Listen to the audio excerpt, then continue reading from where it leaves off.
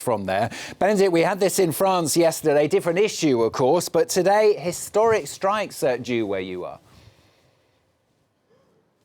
Yeah, it has been dubbed Walkout Wednesday, and unions say they expect 500,000 people throughout the United Kingdom to go on strike. Now, we will have, I think, more than, thousands joining us here in Parliament Square.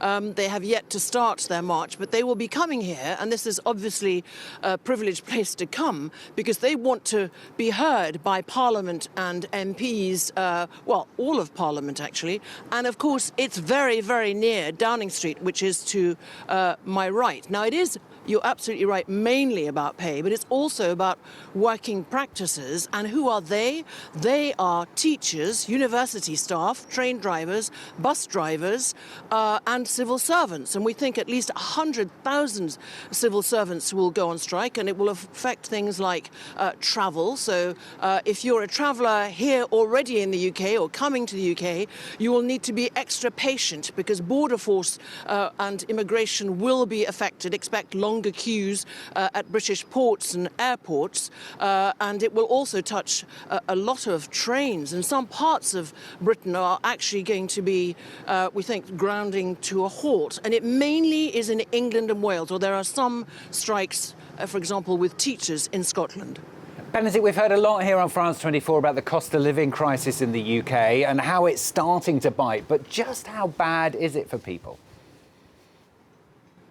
Oh, it's not just starting to bite. It is absolutely. When you look at the number of insolvencies, when you look at inflation, which is still above 10%, and that is the goal of the government, to reduce that inflation. But meanwhile, what unions that represent, for example, teachers and university staff say is, look, for the last decade already, there's been a cumulative loss in salary because what has been offered and given, the small pay rises, 3% or 4%, has actually not matched already inflation before that. So that it is completely unrealistic and unfair when you're increasing the toll on teachers, the hours they have to do, the work they have to put in, to expect them to work for less. So there is a real living cost crisis here, and of course, as in France, as in other countries, that knock-on effect of the war in Ukraine and the rise in energy prices. But analysts are looking at this and saying, is the British government, is Rishi Sunak's government trying to power its way through this? Are they actually counting on the fact that inflation is going to come down a bit and that actually there'll be less support and less of an argument for the public sector workers, as I mentioned, like teachers, like train drivers, like bus drivers, like civil servants? And at the moment, it is clear that nurses have a huge support amongst the population for their wage demands, which were at 19%, but we understand they would probably settle for 10%.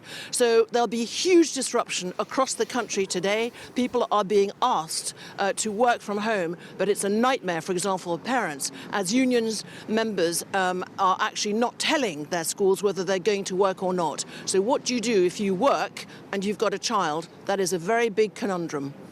Benedicte, thanks very much. Benedicte Paviot, our correspondent, talking to us live there, as you can